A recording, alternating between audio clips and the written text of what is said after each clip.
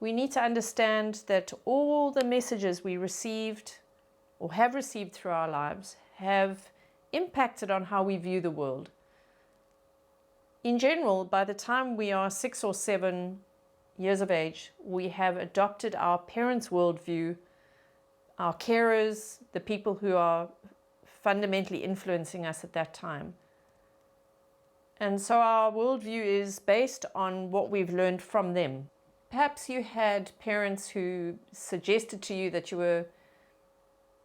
you started a lot of projects, but you just never finished them, or some such message. And maybe it was a message you received over and over and over again because perhaps you did start things and not really finish them, but for maybe even good reason. Maybe you're one of these people who is brilliant. I know I have a client who is brilliant at ideas. She's terrible at implementing them, but she's the perfect person to think creatively and then hand an idea over to someone else to implement. So maybe you were one of those people, but your parents gave you this message that you just can never complete anything. And so you grew up believing that you just weren't ever going to be able to achieve the thing that you set out to achieve. Now, maybe you want to suddenly run a marathon or get into a smaller size dress, or I don't know what, whatever your goal is. But you have this underlying script that's saying, oh, well, you can start this and you'll be fine to start it, but don't think you're going to finish it because you never finish anything. So we're very, very influenced by these messages, and sometimes we're not even aware of them, but they are fundamental to whether or not we are going to succeed. So it's almost like raising the bottom of the iceberg. We've got the tip showing, but we actually want to see what's under the water, because that tells us what we're up against and what we really need to change in order to have success. To change, you need to be aware of the programming, and we need to think about what is useful to you and what isn't. As an adult now, in this moment, is that message particularly useful to you? And if it's not, we need to take active steps to discard that message. And it's not as easy as just going, oh, well, I won't believe that anymore. Of course not. We need to find ways to change that. What is impossible, and I've seen this many times with clients. I might have someone who is very aware of what they need to do, but they might come back to me regularly, time after time after time, and they just haven't done what they know they need to do in order to make the change successfully.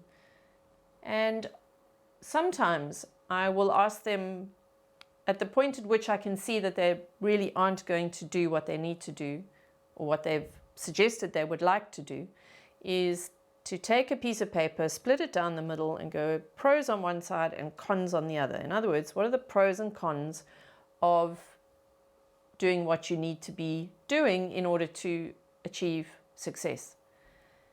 And the pros are usually quite easy. So let's take weight loss as an example. It's very easy to say, oh, well, I'll feel better about myself. People will see me in a more positive way. My husband or my partner or my boyfriend will find me very attractive. Or if I'm single, I'll score more easily, whatever it is. You're going to write those all down. I had a client who eventually, after conversation and then getting her to do this exercise, she came and she said, I've realized that I don't want to lose the weight because I really don't like my husband anymore. And if I drop weight, I'm going to feel very attractive.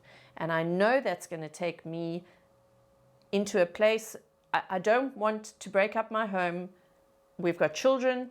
I want to make sure that they get through their schooling without any disruption to that. And I know that if I do this and I go out and I start enjoying my new look, I'm going to leave my husband. So I thought that was brilliant insight. I must be honest. I thought that was, very astute.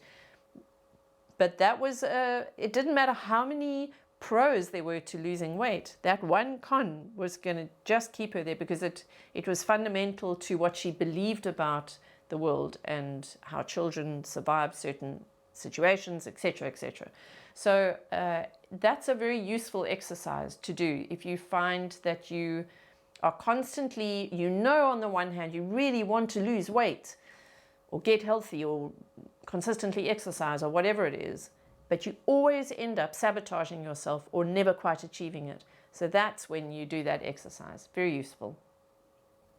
You can't arm wrestle your subconscious mind with your conscious mind. So you can't say, oh, I'm just going to lose weight, and then ignore what the subconscious is telling you. That's not how it works. So you have to learn, we have to change the neurology in the brain. We need to change the networks in order for you to be able to change the behavior.